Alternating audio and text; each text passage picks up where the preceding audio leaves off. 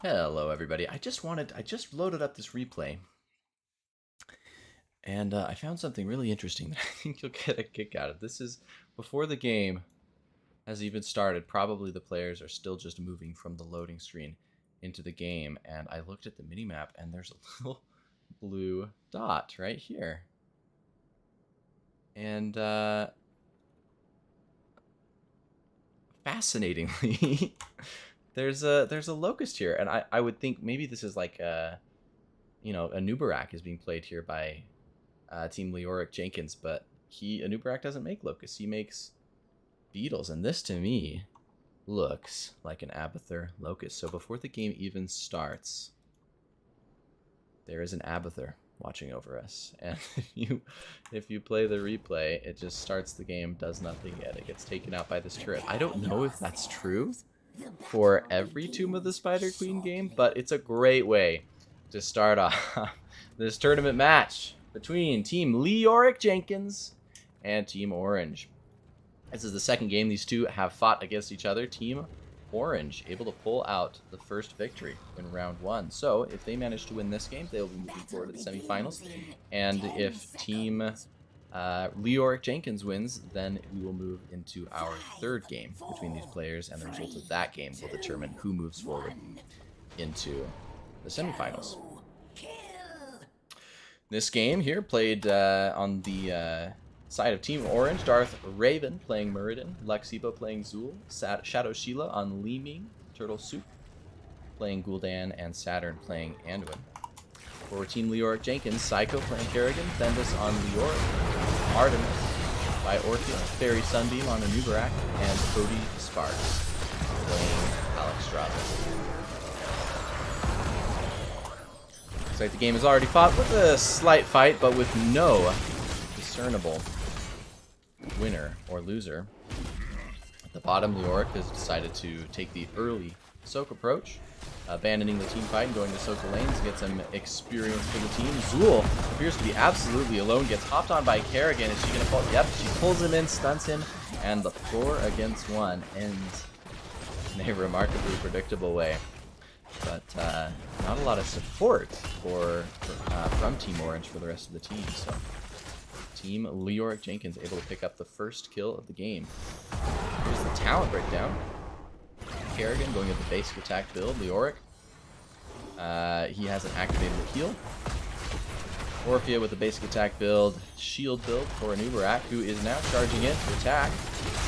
But the Kerrigan pull manages, oh my goodness, manages to pull the Gul'dan into the stun. It looks like the early game is going to go to Team Leoric Jenkins.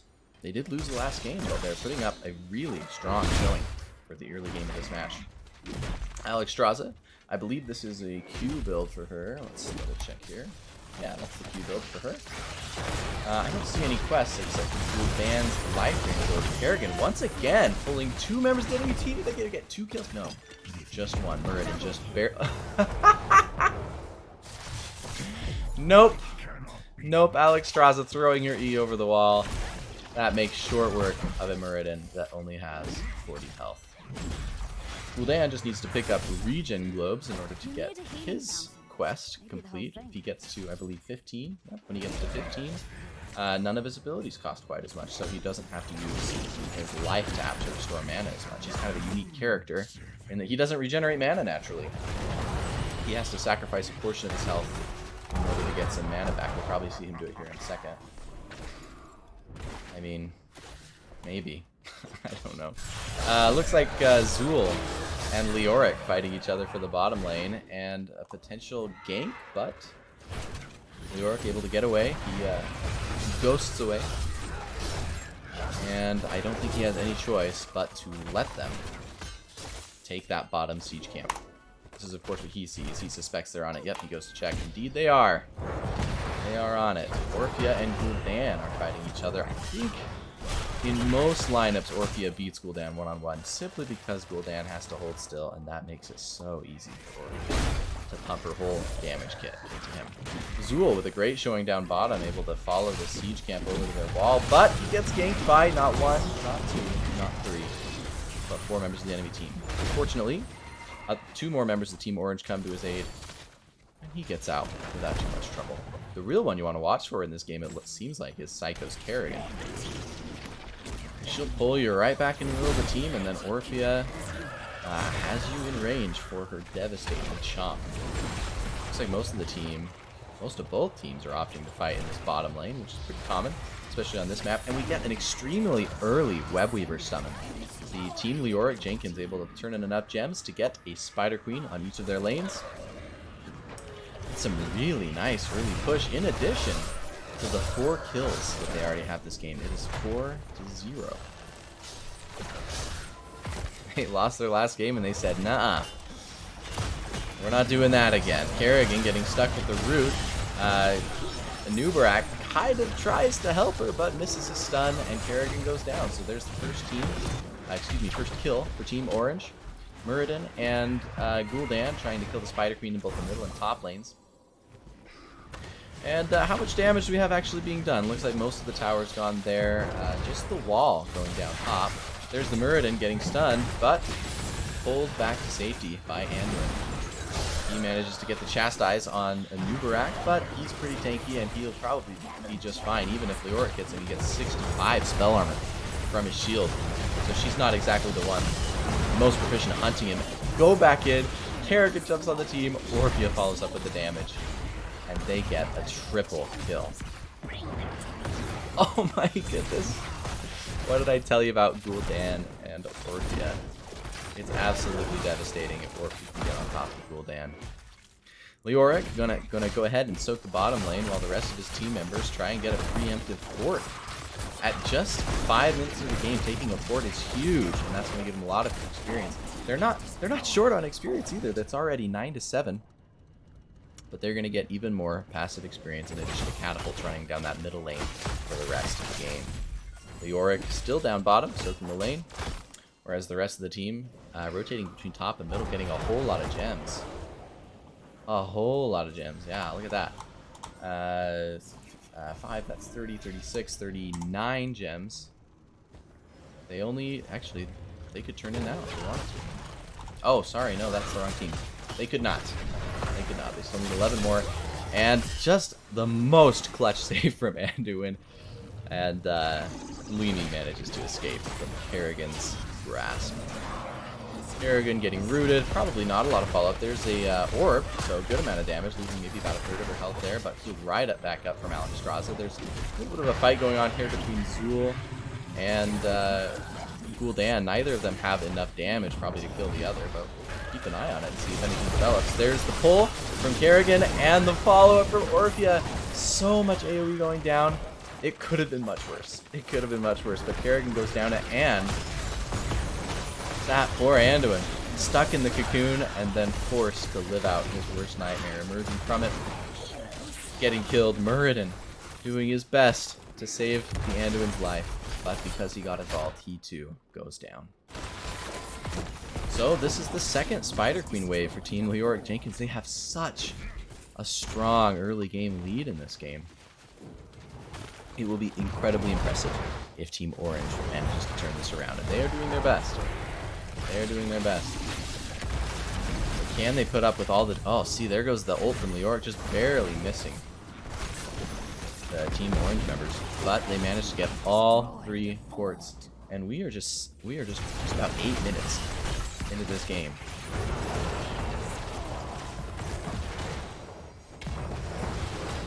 And they already have a huge lead.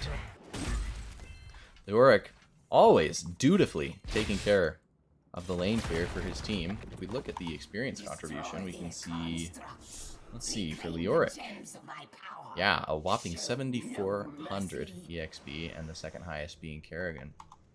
If we look at damage, highest damage for Team Orange, it's gotta be Gul'dan. No. Actually, it's Li Ming. Gul'dan doing the most siege damage. Li Ming doing the most hero damage.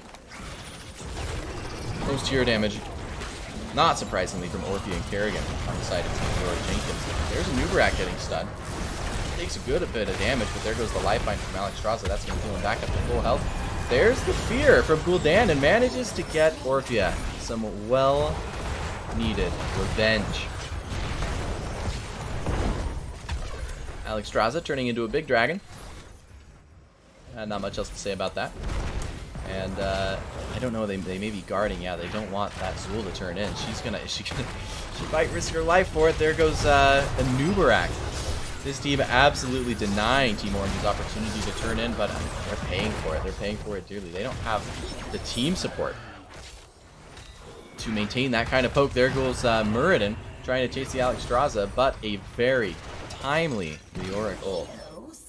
I was about to say keeps her alive, but something killed her off screen, and it starts with an L and rhymes with ring ring.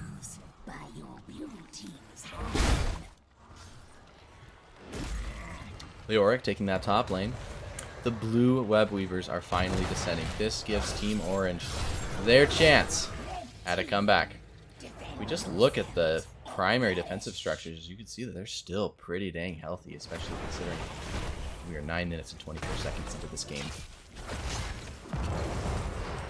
Team Orange looks like most of their force is going to go middle unless they rotate bottom. Looks like they may be rotating bottom. Not sure why. So the Spider Queens lose health for every second that they're on the battlefield. So this Spider Queen, having started back here, hasn't taken any damage from any enemy heroes or minions, but it's already lost a quarter of its health just from travel time, just by being on the map. Nubarak gets chastised, takes some follow-up damage from Li Ming, and then the wave of course. But it's not quite enough to finish him off. He's still in it, and Alexstrasza is available. Putting down her circle of healing. Gets most of the team. There's the pull by Kerrigan, but the fear by Gul'dan puts the Orphea slightly out of place with a Lifeliner. Ensures that she's fine. Didn't look like she took that much damage anyway. Team Leoric Jenkins putting in a whole lot of pressure on the Spider Queen, and it's just about dead. They lost their front defensive structures. Leoric, incredibly good at defending the structures both in top and middle. And because Team Orange focused all of their attention here on bottom, that's all the progress they got. Just about an eighth of the health of that fort there. Kerrigan picks up the Gul'dan kill. We see the Zool ult go out. But it is not enough. The target's not hitting their mark. Kerrigan taking out Zool and Leoric, finishing off the Li Ming and the Anduin. Left alone, with all of his friends dead, out of position. It takes it down. There appears to be a little glitch here. Oh no, it went away. There it goes. Wouldn't be the only glitch this game. Team Leoric Jenkins decides to try their luck on the boss. The enemy team for them, sorry, I shouldn't call them the enemy. They are the dear Team Orange. Loved by many. They were on cooldown when I started that sentence, but most of them, indeed, and in just a moment, all 5 of their team members are back. They go for the boss. And Team Leoric Jenkins, without too much effort, is going to be able to take that. And they have Spider Wave at the same time. If they follow the boss and the Spider Wave top, they could do a ton of damage to the keep. The fear from Gul'dan just barely keeping him from getting laid into. There goes the Lifeliner from Alexstrasza and the orb from Li Ming, but Anduin stuck in a cocoon. There's the follow-up, and the stun is too much. They take out both the Anduin and the Muradin. Meanwhile, the boss is chunking at their top fort. Zool trying to minimize the damage to both bottom and middle lanes. Looks like they managed to defend their bottom and middle, but they have boss and the Spider Queen and 5 heroes to deal with up top, and they're missing 2 heroes. It's 3 heroes, Li Ming, Gul'dan, and Zool against the world, but Zool, he's not there. He didn't show up for the party, and Li Ming gets sucked in to the Kerrigan, who uses her cocoon. I don't know how much health she had before, but she regenerates a good amount of it when she enters. Orphea dying just to the core damage here, but it doesn't matter. The core goes down, and the second game goes to Team Leoric Jenkins. That brings the score to 1-1.